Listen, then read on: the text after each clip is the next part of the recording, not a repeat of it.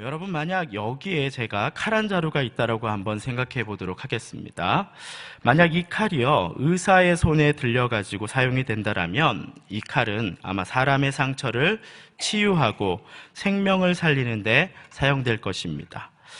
그런데 만약 이 칼이요 누군가를 위협하고 해치고자 하는 마음을 가진 사람에게 주어진다면 이 칼은 누군가를 위협하고 상처를 입히는 범죄의 도구로 사용될 것입니다. 이 칼은 처음부터 무섭고 나쁜 일을 하도록 만들어진 것이 아닙니다. 그것을 어떻게 사용하는가에 따라서 그 의미가 달라지게 된다라는 것입니다. 이 율법과 십계명은요 하나님의 사랑으로 만들어진 것입니다. 하나님이 어떤 분이시며 또 어떤 생각을 갖고 계시며 또 어떤 것이 하나님의 나라와 또 하나님의 백성들이 갖춰야 될 것인지를 알려주시고 있다라는 것이에요. 하나님이 무엇을 중요시 여기고 있다라는 것, 어떤 것을 중요시 여기고 있는지를 우리는 그것을 통해서 알 수 있다라는 것입니다. 하지만 이 하나님의 성품을 비추어 알게 하던 그 율법이 점점 사람의 손에서 그만 하나님의 모습과 인격, 사랑을 지워버리게 된 것입니다. 이 사랑으로 주신 법이 자유를 구속하는 법이 되어버린 것이죠. 그래서 율법을 통해서 우리는 하나님의 사랑을 온전히 볼 수 없게 되어버린 것입니다. 그래서 예수님은요, 이 땅에 오셔서 하신 말씀이 무엇이었습니까? 율법을 폐하는 것이 아니라 율법을 완성하러 오셨다라고 하셨던 것입니다. 이 하나님을 안개처럼 보여주던 이 초등학문의 수업이 아니라 이 완전하신 하나님, 곧 사랑의 예수님을 통해서 우리는 이제 완벽하게 하나님 아버지의 사랑을 경험할 수 있게 되었다라는 것입니다. 이 하나님의 사랑을 보기 위해서 예수님이라는 이 맑고 깨끗한 새 안경을 쓴 우리가 굳이 기스나고 이리저리 깨져가지고 초점도 맞지 않는 율법이라는 안경을 쓸 필요가 없다라는 것입니다. 이 율법이라는 안경이 보여주는 이 제한적인 하나님의 모습보다 예수님이라는 안경이 보여주는 하나님의 모습이 훨씬 더 명확하기 때문입니다. 글씨를 잘 보기 위해서 일부러 도수가 안 맞는 깨진 안경을 쓰는 사람은 없을 것입니다. 만약 그런 안경을 쓴다라면 아마 더 혼란스럽고 어지러울 뿐일 것입니다. 이 바울은요, 갈라디아 교회에 있는 율법주의자들이 가지고 있는 문제를 어제 본문을 통해서 명확하게 말하고 있습니다. 그들은 자신의 우월함을 드러내고 사람들에게 명망을 얻기 위해서 이 범죄자가 칼을 뽑아 사용하듯이 율법을 옳지 못한 방법으로 사용하고 있다라는 것입니다. 유대교로 이방인을 개종시켜가지고 유대인 지도자들에게서 자신을 인정받고 또 자신들의 이름을 높이고자 했던 이들의 우월주의적인 교만한 마음에서 율법을 자신들이 남을 판단하기 좋은 도구로 나쁘게 사용하고 있다라는 것입니다. 하나님의 성품을 어렴풋이 드러냈던 그 율법을 아예 사람을 정죄하는 도구로 잔인하게 사용하고 있다라는 것이죠. 이 바울은요, 그것을 그들의 육체의 욕심 때문이라고 어제 얘기했습니다. 이 여기서 말한 육체는 헬라어로서 사륵스라고 얘기합니다. 이 사륵스라는 것은 무엇이냐면 인간의 죄된 본성을 이야기합니다. 이 하나님을 갈망하는 것과 반대되는 죄로 가득 찬 마음을 이야기할 때 이 사륵스 육체라는 단어를 씁니다. 내가 주인 되고자 하는 삶, 그 옛 본성을 이야기하는 것이죠. 내가 높임받고자 하는 욕심이 그 안에 있었다라는 것이죠. 그래서 바울은요, 그들의 교만한 삶에 대해서 어제 본문 마지막 5장 26절에서 말하기를 뭐라고 말합니까? 헛된 영광을 구한다라고 이야기하고 있다라는 것이에요. 그런 가운데 오늘 본문에서 언급된 사건들은요, 그들에게 있어서 자신들이 의롭다라는 걸 증명하고 또 그들의 교만함을 드러내기에 더없이 좋은 일일 것입니다. 본문 16절의 말씀인데요, 이렇게 시작되죠. 형제들아, 사람이 만일 무슨 범죄한 일이 드러나거든 신령한 너희는 온유한 심령으로 그러한 자를 바로잡고 너 자신을 살펴보아 너도 시험을 받을까 두려워하라. 이 육체의 욕심을 쫓는 자들에게 범죄한 자는 정죄하고 그들을 공동체 가운데 내어 쫓을 것입니다. 그들이 육체의 욕심으로 열매 맺는 것은 어제 뭐라고 말했죠? 원수 맺는 것과 분쟁과 시기와 분냄과 당짓는 것과 분열함이기 때문입니다. 그러나 오늘 바울은요, 이렇게 이야기합니다. 신령한 너희는 온유한 심령으로 범죄자를 대하라고 말하고 있다라는 것이죠. 이 온유한 심령은요, 바로 성령의 열매 중에 하나입니다.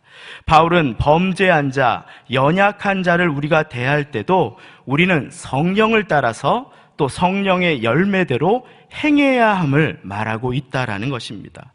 그들의 짐을 나누어 든다라는 것은 그들과 차별을 두지 않고 교만한 마음도 가지지 않으며 함께 그의 고난에 동참하라라는 것입니다.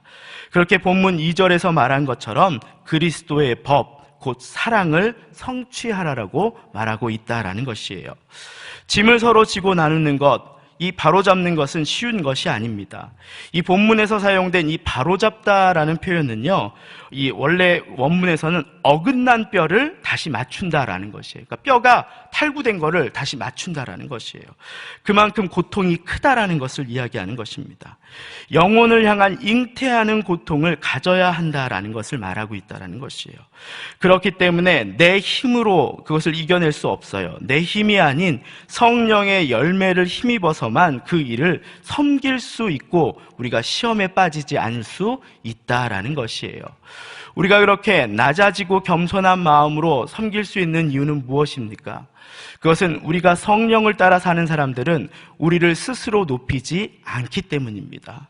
만약 우리 중에 누군가가 나는 너희와 다른 사람이다 말하는 사람이 있다면 그는 자신을 스스로 속이는 사람이라고 3절에서 명확하게 말하고 있습니다.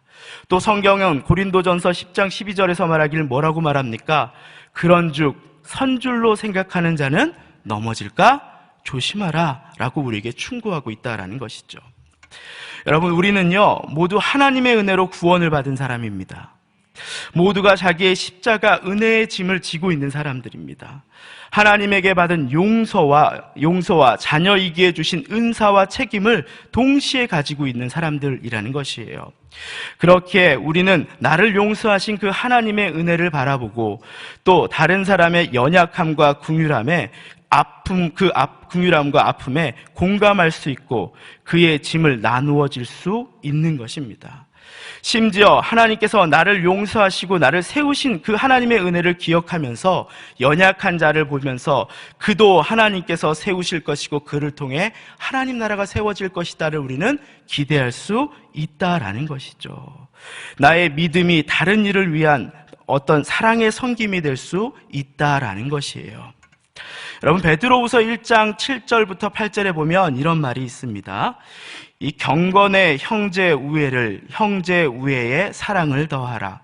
너희로 우리 주 예수 그리스도를 알기에 게으르지 않고 열매 없는 자가 되지 않게 하려니와, 이렇게 얘기합니다. 이 경건한 자는 무엇을 가지고 있어야 한다고요? 형제를 아껴야 한다. 그리고 그 형제를 아끼는 것에 무엇이 있어야 한다? 진실한 사랑으로 해야 한다라고 사도 베드로는 이야기하고 있다는 것이에요.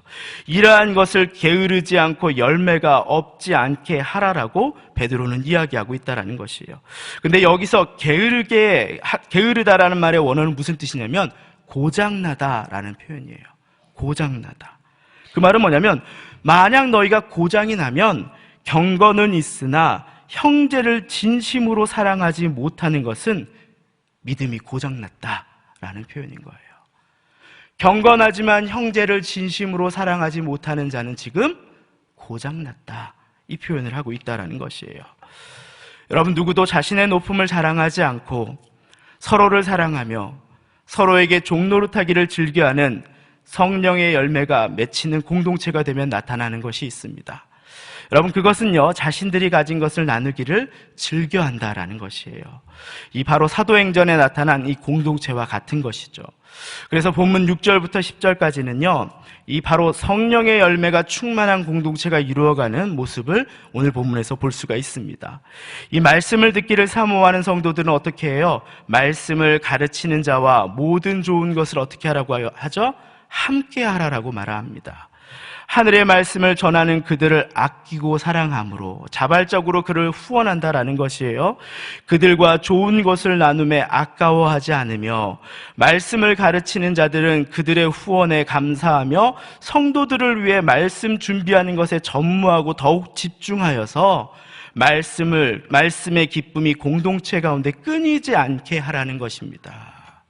여러분, 또 10절에서는요, 기회 있는 대로 어떻게 하라 그래요? 교회는 모든 이에게 착한 일을 하되, 이렇게 하고 있죠. 섬기라는 것입니다.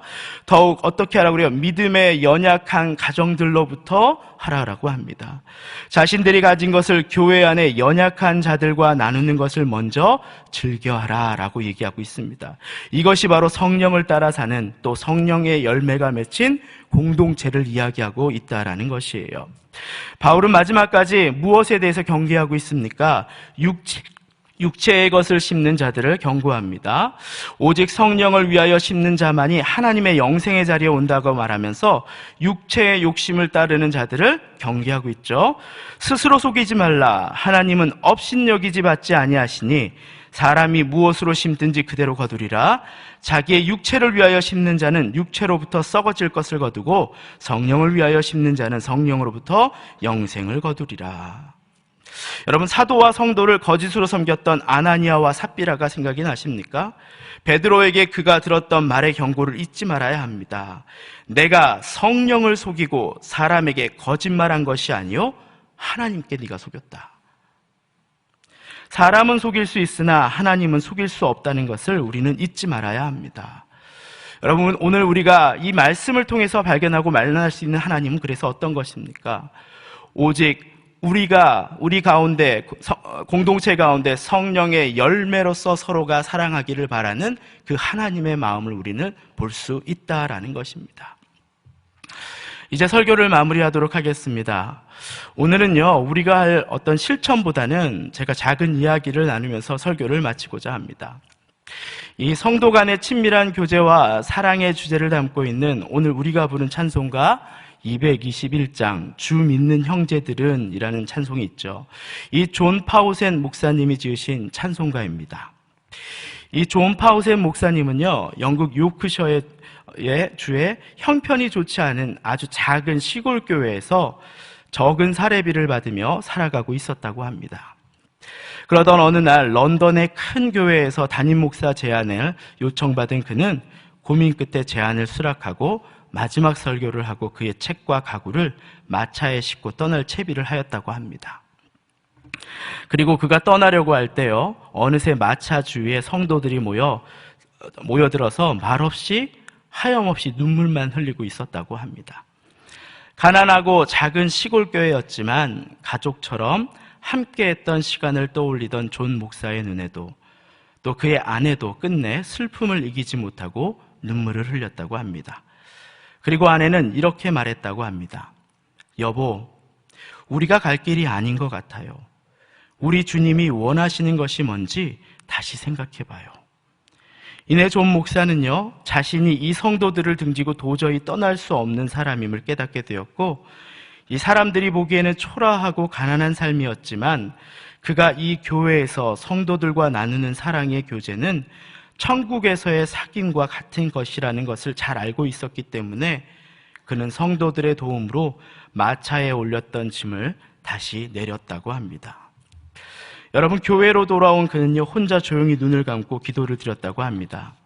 그리고 기도를 마친 후에 그는 한 줄 한 줄 찬송시를 써내려갔고 그 찬송시의 제목은 형제들이라고 썼는데 제목 그대로 1782년 그의 찬송집에 실렸습니다.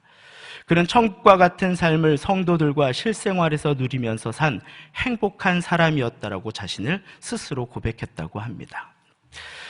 1793년 그는 영국 브리스톨에 있는 침례교 아카데미 총장으로 청빙을 받았지만 똑같은 이유로 교회를 떠나지 못하고 거절했다고 합니다.